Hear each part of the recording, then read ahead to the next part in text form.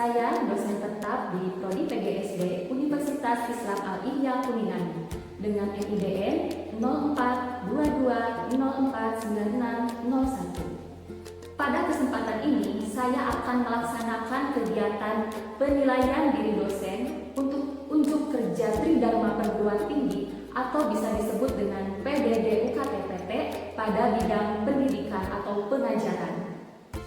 Saat ini saya akan menyampaikan mata kuliah yang sesuai dengan bidang keahlian saya, yaitu mata kuliah Pembelajaran Bahasa dan Sastra Indonesia SD kelas tinggi dengan kode mata kuliah GSD 5328. Deskripsi mata kuliah ini yaitu membekali mahasiswa dengan pemahaman komprehensif tentang hakikat dan fungsi dalam pengembangan keterampilan berbahasa baik secara orasi dan literasi pada siswa sekolah dasar kelas tinggi. Mahasiswa mempelajari teori, strategi, dan penilaian pembelajaran keterampilan menyimak, membaca, berbicara, dan menulis secara terpadu, serta mengembangkan keterampilan dalam merancang pembelajaran bahasa dan sastra Indonesia yang kreatif dan kontekstual. Fokus pembelajaran juga diarahkan kepada strategi meningkatkan kemampuan bersastra anak melalui media gambar dan metode permainan. Mahasiswa juga dilatih untuk menyelesaikan berbagai macam permasalahan aktual dalam pembelajaran bahasa sastra Indonesia kelas tinggi serta menyusun alternatif solusi berbasis iptek sesuai dengan karakteristik peserta didik dan konteks lokal. Bahan kajian pada mata kuliah ini yaitu membahas terkait hakikat bahasa dan pembelajaran bahasa Indonesia di sekolah dasar, fungsi bahasa dan penggunaan bahasa melalui pengembangan keterampilan berbahasa, orasi dan literasi, teori keterampilan berbahasa, menyimak, berbicara, menulis dan membaca.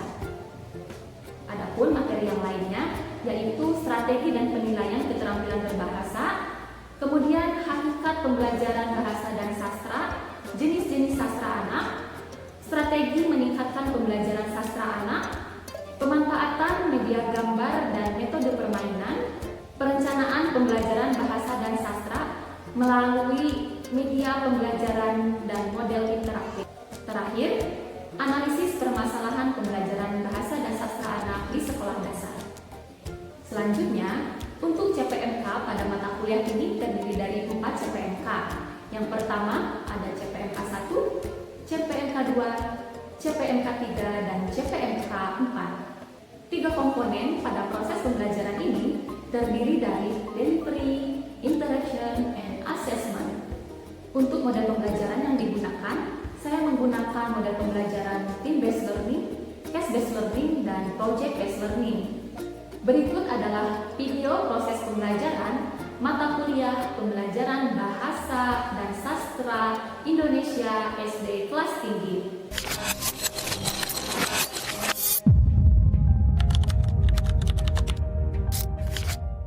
Assalamualaikum warahmatullahi wabarakatuh. Waalaikumsalam warahmatullahi wabarakatuh. Selamat pagi semuanya. Pagi. Oke, sebelum kita mulai perkuliahan hari ini, boleh dipimpin terlebih dahulu untuk berdoa? Silakan. Dan sebelum mulai pembelajaran, marilah kita berdoa dimulai. Berdoa selesai. Oke, terima kasih ya. Sebelumnya ada yang nggak hadir hari ini? Hadir semua. Hadir semua. Oke, dan siap untuk kuliah hari ini? Siap.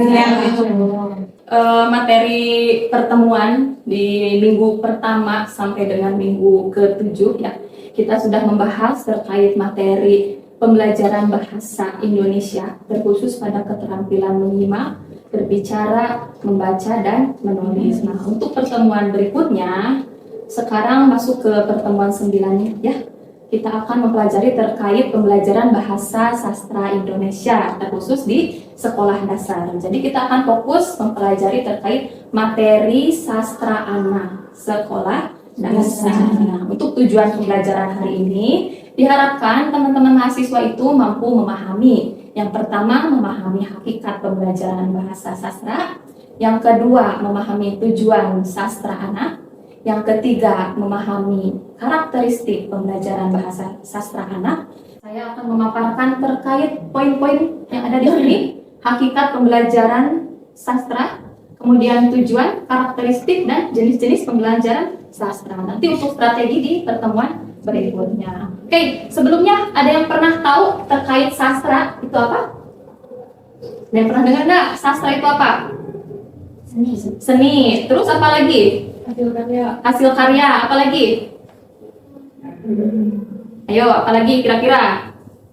Apa sih sastra itu? Oke, nanti saya akan menjelaskan terkait hakikat pembelajaran sastra di sekolah dasar. Pertama yaitu terkait karya sastra. Apa sih karya sastra itu? Jadi karya sastra itu adalah hasil ciptaan manusia yang mengungkapkan pikiran, perasaan, pengalaman, kemudian imajinasi dalam bentuk bahasa yang indah dan bermakna. Nah, itu terkait karya sastra. Sekarang kita difokuskan kepada sastra anak, karena di sini kan kita pembelajarannya itu bahasa sastra anak gitu ya, untuk di sekolah dasar. Jadi kira-kira kalau untuk di sekolah dasar, sastra anak itu apa? Nah, di sini sastra anak adalah karya sastra secara khusus ditujukan untuk anak-anak. Jadi sastra itu memang ditujukan untuk anak-anak ya, baik dari segi isi, segi bahasa maupun penyajiannya yang sesuai dengan tingkat perkembangan emosional,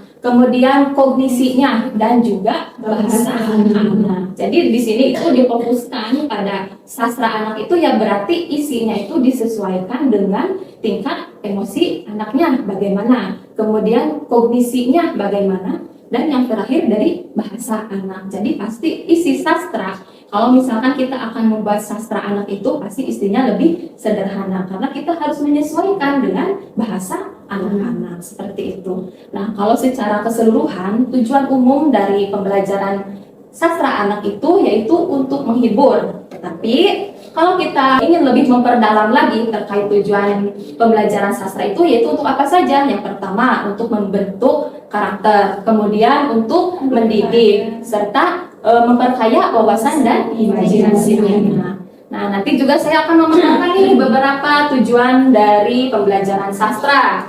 Nah, di sini ada beberapa poin terkait tujuan pembelajaran sastra. Yang pertama, menumbuhkan kecintaan terhadap bacaan dan budaya literasi sejak dini. Nah, kalau bersastra itu berarti siswa itu disuguhkan berbagai macam karya atau seni ya.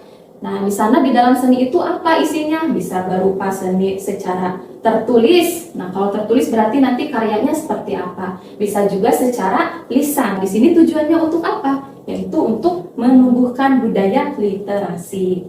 Yang kedua yaitu mengembangkan daya imajinasi dan apresiasi siswa. Nah, biasanya dalam pelaksanaannya kalau siswa misal oleh gurunya ditugaskan untuk membuat suatu karya sastra. Nah, di sana berarti siswa itu dituntut untuk berimajinasi apa yang ada di pikiran mereka, perasaan mereka gitu ya. Nanti dituangkan tuh dalam bentuk karya sastra, baik secara tulisan ataupun secara lisan. Kemudian selanjutnya meningkatkan kemampuan berbahasa melalui aktivitas menyimak, membaca, menulis, dan berbicara. Tentunya ya dalam keterampilan berbahasa itu pasti ada 4 keterampilan. Yang pertama keterampilan membaca, yang kedua keterampilan berbicara, kemudian menyimak dan menulis. Nah, dan nanti dalam kegiatan bersastra itu pasti dari keempat keterampilan itu harus dikuasai oleh siswa. Terakhir yaitu menanamkan nilai-nilai moral dan karakter melalui pesan-pesan dalam karya sastra. Jadi nanti dalam karya sastra itu pasti akan ada pesan tersirat. Nah, pesan tersebut bisa memberi moral untuk anak-anak. Misalkan nanti siswa disuguhkan suatu teks, misalkan teks cerita atau teks dongeng gitu ya. Nah, di dalam teks cerita tersebut pasti akan menyuguhkan suatu makna tersirat ya, seperti itu. Bisa dipahami? Oke, kita ulas kembali dari teman-teman. Siapa yang ingin memaparkan kembali terkait tadi apa itu hakikat pembelajaran sastra, kemudian tujuannya apa saja? Silakan, barangkali ada yang ingin memaparkan kembali terkait hakikat. Berarti pada intinya sastra anak itu apa? Sastra anak itu apa? Karya yang Karya sastra yang dibuat untuk anak-anak gitu ya. Oke, untuk tujuannya juga nanti sudah dipahami ya. Bisa dipahami materinya terkait hakikat dan tujuan. Oke, saya lanjut ke materi berikutnya ya. Nah, selanjutnya di sini ada karakteristik, ciri khas gitu ya. Karakteristik itu di sini ada ciri dari sastra anaknya ya. Nah, pertama, kalau karakteristik sastra anak biasanya menggunakan bahasa sederhana dan komunikatif. Jadi isi sastra yang ditujukan untuk anak-anak itu biasanya isinya lebih sederhana gitu ya. Bisa misalkan menceritakan kehidupan sehari-hari gitu ya, atau kegiatan-kegiatan yang menyenangkan, misalkan bercerita tentang liburan atau bercerita tentang binatang seperti itu. Jadi bahasanya itu masih sederhana. Selanjutnya mengandung pesan moral yang positif, sama kayak halnya tadi tujuan. Pasti karya sastra itu harus memiliki pesan moral, dan pesan moral itu memberikan dampak positif bagi siswa. Selanjutnya, sesuai dengan tahapan perkembangan kognitif dan emosional siswa. Dan terakhir yaitu bersifat mendidik dan menghibur. Itu terkait karakteristik pembelajaran sastra di sekolah dasar. Jadi intinya lebih sederhana gitu ya. Mudah dipahami sesuai dengan karakteristik siswa gitu ya. Oke, terakhir selanjutnya di sini ada beberapa jenis pembelajaran sastra. Di sini saya fokuskan menjadi 4 jenis pembelajaran sastra. Yang pertama, ada cerita rakyat. Pernah dengar cerita rakyat? Apa saja kira-kira kalau cerita rakyat contohnya? Dongeng. Ada dongeng, terus legenda, apa lagi? Fabel, terus sage. Nah, itu salah satu jenis-jenis dari cerita rakyat. Kemudian yang kedua ada puisi. Nah, puisi ini kalau untuk sastra anak itu berarti puisinya khusus puisi anak-anak. Nanti kita akan pelajari lebih mendalam. Nah, selanjutnya ada juga drama. Nah, pernah nggak teman-teman waktu SMA atau SMP main drama? Pernah ya? Punya pengalaman main drama? Gimana kalau main drama? Kita berdialog, ya memerankan tokoh gitu ya. Nah, di dalam drama pasti ada naskah drama, ada dialognya, terus ada perannya. Selain ada peran tokoh dialog gitu ya, ada pesan moral yang disampaikan di dalam drama tersebut. Itu merupakan salah satu jenis karya sastra. Dan yang terakhir ada juga pantun. Nah, kalau pantun itu termasuk ke dalam puisi lama. Nah, pantun juga termasuk karya sastra ya. Nah, untuk lebih memperdalam lagi terkait jenis-jenis pembelajaran sastra, silakan teman-teman dibagi menjadi 2 kelompok. Nanti saya akan memberikan tugas untuk berdiskusi terkait jenis sastra. Di sini kita akan memfokuskan pada sastra puisi anak-anak, kemudian sama pantun. Silakan teman-teman boleh dibagi menjadi 2 kelompok. Nanti silakan ditentukan mana kelompok yang pantun, mana kelompok yang puisi. Silakan, mau yang mana nih kelompok pantun? Yang ini, berarti silakan 4 orang untuk mengidentifikasi terkait yang ini berarti tentang puisi. Nanti silakan teman-teman apa yang harus kita identifikasi Bu di sini. Misal kita dibagi menjadi 2 ya. Yang pertama berarti di sini puisi. Nah, silakan teman-teman kelompok puisi mengidentifikasi apa sih puisi itu? Mulai dari pengertian, ya. Apa pengertiannya? Kemudian ciri-cirinya barangkali, ciri-ciri. Selain ciri-ciri apa lagi? Jenis. Nah, dan yang terakhir bisa dikasih contoh. Nih, silakan kalian mengidentifikasi, silakan mencari di sumber yang ada gitu ya terkait puisi. Mulai dari pengertian puisi itu apa, kemudian ciri-ciri puisinya yang bagaimana, jenis-jenisnya apa, dan silahkan nanti beri salah satu contoh puisi. Puisinya bebas ya, silahkan. Nah, selanjutnya yang pantun, sama aja berarti ya. Nanti yang pantun juga silahkan diidentifikasi bagaimana pengertiannya, kemudian ciri-cirinya apa, jenis-jenisnya. Kemudian di sini contohnya. Oke, bisa dipahami tugasnya? Bisa. Sebelumnya ada yang mau ditanyakan dulu? Sudah paham? Sudah. Oke. Kalau sudah paham, silakan teman-teman berdiskusi dengan teman satu kelompok mengidentifikasi terkait dua jenis karya sastra. Silakan.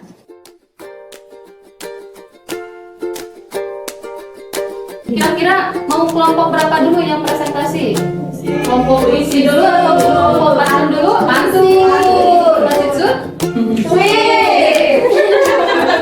Boleh, silakan. Siapa yang mau sweet perwakilan?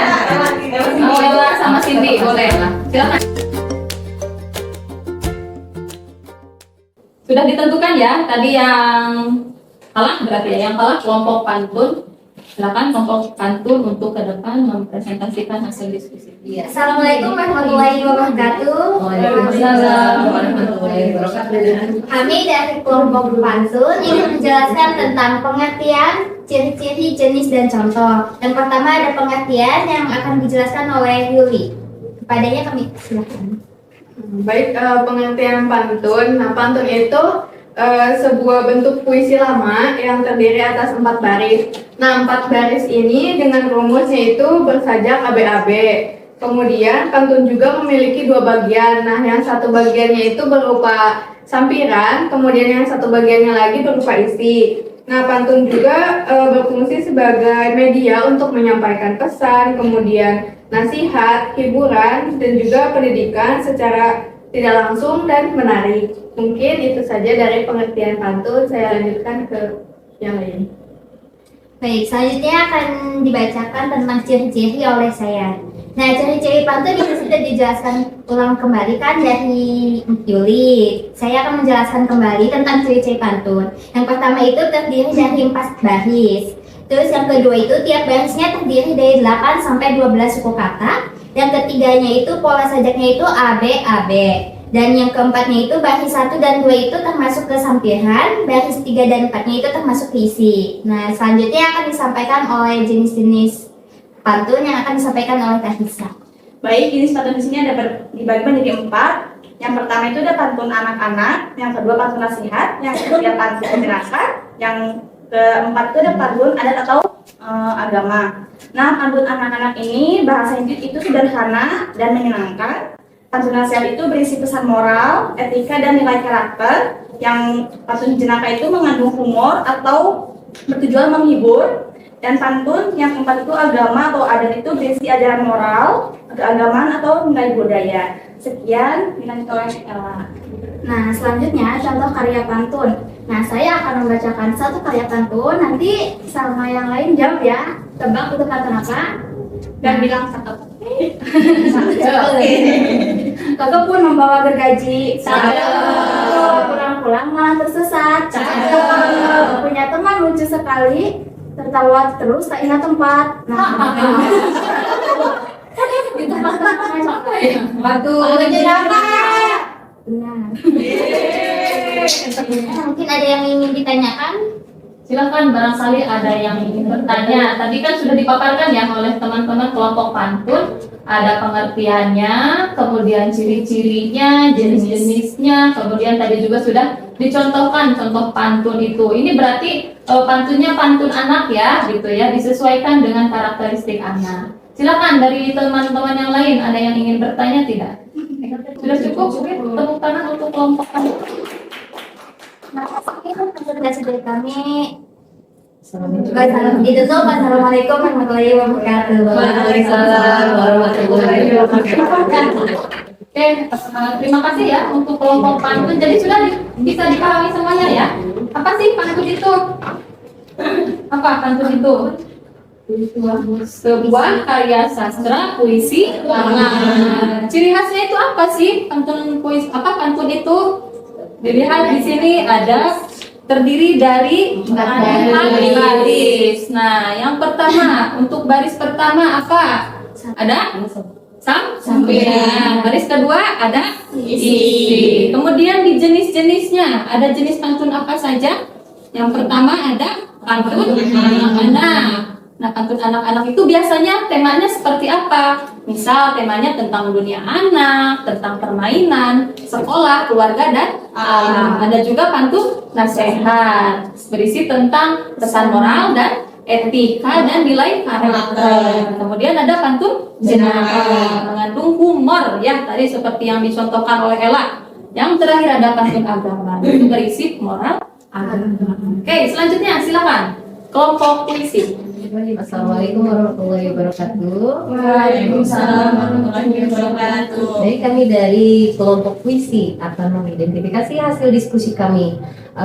Dimulai dari pengertian yang akan dibawakan oleh saudara Cindy, ciri-ciri oleh saudara Latifah, jenis oleh saudara Khairunisa, dan contohnya oleh saya. Kepada Cindy, saya persilakan. Baik, yang pertama ada pengertian puisi anak-anak. Puisi anak adalah bentuk karya sastra yang menggunakan kata-kata indah, berirama dan padat makna yang disesuaikan dengan tingkat perkembangan kognitif, emosional, dan imajinatif anak-anak. Puisi anak ditulis dengan bahasa yang sederhana, imajinatif, dan temanya dekat dengan dunia anak. Menurut Waluyo tahun 2013, puisi anak merupakan ekspresi perasaan dan pikiran anak terhadap dunia sekitarnya yang dikemas dalam bentuk bahasa puitis dan estetis. Sekian dari saya lanjutkan kepada presentator berikutnya. Baik, selanjutnya yaitu adapun ciri-cirinya, yaitu terdapat 5 ciri-ciri. Yang pertama itu menggunakan bahasa sederhana dan mudah dipahami. Yang kedua, bertema kehidupan anak sehari-hari seperti sekolah, alam, keluarga, hewan, serta permainan. Yang ketiga yaitu memiliki irama dan rima yang menyenangkan. Dan yang keempat yaitu pendek dan tidak rumit. Serta selanjutnya itu yang terakhir itu mengandung nilai moral atau pesan tertentu. Sekian dari saya. Baik, selanjutnya ada jenis atau macam-macam puisi anak ya. Yang pertama itu ada puisi bebas. Nah, puisi bebas ini ciri-cirinya tidak terikat rima dan atau pola tertentu. Terus selanjutnya dapat mengekspresikan perasaan anak secara bebas. Nah, biasanya contoh temanya itu sahabat, terus guru, liburan, hujan, dan lain-lain. Terus ada puisi berirama. Nah, puisi berirama ini biasanya mengandung pola rima akhir tertentu, misalnya a gitu ya. Terus puisi berirama ini lebih musikal dan menyenangkan apabila dibaca keras-keras. Selanjutnya ada pantun anak. Nah, pantun anak ini itu termasuk puisi lama. Terdiri dari 4 baris, yaitu 2 sampiran dan 2 isi. Nah, kalau pantun ini bersajak AB seperti itu. Nah, selanjutnya ada syair dan gurindam. Nah, kalau syair dan gurindam ini itu lebih ke jenis puisi lama dengan pesan, nasihat, atau moral isinya biasanya seperti itu. Dilanjut. Baik, saya akan membawakan contoh karya puisi anak-anak dengan judul Sekolahku. Sekolahku rapih dan bersih, tempat aku belajar dan bermain. Ada guru yang baik hati, mengajarku penuh kasih. Puisi kedua dengan judul Pelangi. Pelangi-pelangi warna-warni, hadir sesudah hujan pergi. Aku senang melihatmu, indah sekali ciptaan ilahi. Baik, itu mungkin pemaparan materi dari kami puisi. Kepada teman-teman, apakah ada yang masih kurang dipahami? Boleh ditanyakan? Silakan, barangkali ada yang ingin bertanya tentang puisi, mulai dari pengertian, ciri-ciri, jenis, dan contohnya. Izin bertanya, kan ada puisi, ada syair. Nah, perbedaan puisi sama syair itu apa? Saya izin menjawab ya pertanyaan dari TTN. Tadi pertanyaannya perbedaan puisi dan syair. Nah, kalau misalkan syair ini tuh jenis puisi lama yang memiliki ciri khas tertentu. Sedangkan kalau puisi ini tuh istilah umum yang mencakup berbagai jenis karya sastra dengan ciri-ciri yang lebih beragam. Boleh ditambahkan teman-teman yang lain? Jadi kayak tadi sudah dijelaskan tentang jenisnya ya. Kalau misalnya syair dan gurinda itu seperti jenis puisi lama dengan pesan nasihat atau moral. Juga kalau misalnya syair sama gurindam ya itu bisa dimodifikasi dengan bahasa anak kayak untuk pembelajaran di sekolah dasar kayak gitu. Mungkin itu ya. Untuk mana terlebih dahulu? Baik, terima kasih. Mungkin itu pemaparan dari kelompok kami. Kurang lebihnya kami mohon maaf. Wassalamualaikum warahmatullahi wabarakatuh. Boleh silakan. Tadi pertanyaannya puisi dengan syair ya. Sebenarnya syair itu memang bagian dari puisi, cuman lebih terkhususnya itu. Kalau syair dan gurindam itu masuk ke dalam puisi lama, kemudian memiliki pesan atau nasihat moral gitu ya. Seperti itu ya. Kalau dikatakan puisi masuk ke dalam puisi gitu, tapi masuknya ke dalam puisi lama. Sama contohnya seperti pantun juga masuk ke dalam puisi lama gitu. Sama-sama karya sastra yang pada intinya merupakan bentuk bahasa puitis atau estetis seperti itu ya. Oke, silakan teman-teman, ada yang mau ditanyakan lagi untuk materi hari ini terkait mulai dari hakikat pembelajaran sastra, tujuan pembelajaran sastra, kemudian karakteristik pembelajaran sastra, dan tadi sudah mengidentifikasi terkait jenis-jenis sastra Indonesia gitu ya, terkhusus sastra anak. Tadi sudah dipaparkan juga beberapa jenis ya, terkhusus pada pantun dan puisi. Kira-kira ada yang ingin ditanyakan lagi untuk materi hari ini? Sudah cukup? Bisa dipahami semuanya? Oke, kalau misalkan sudah cukup, kita akan mengadakan evaluasi. Untuk pertemuan berikutnya, kita akan memaparkan tentang strategi pembelajaran bahasa sastra untuk siswa sekolah dasar. Jadi, di sini kan tadi sudah memahami terkait jenis-jenis ya, jenis-jenis sastra itu apa saja. Nah, nanti bagaimana nih kalian sebagai calon guru itu untuk bagaimana memaparkan materi tersebut menggunakan strategi pembelajaran supaya jenis-jenis sastra itu bisa mudah dipahami oleh siswa, baik dari puisi, pantun, drama ataupun cerita rakyat. Itu menggunakan strategi pembelajaran apa yang cocok dalam menyampaikan materi sastra. Seperti itu ya. Kalau sudah cukup, nanti saya akan share link evaluasi, mengulas kembali terkait materi yang tadi sudah dipaparkan, baik dari pengertian atau hakikat ya, tujuan, karakteristik, dan jenis-jenisnya. Benar nih, nggak ada yang mau bertanya lagi? Sudah bisa dipahami semuanya materinya? Oke, kalau sudah, mungkin nanti saya akan sharekan linknya. Nanti silahkan dikerjakan oleh teman-teman ya. Sebentar.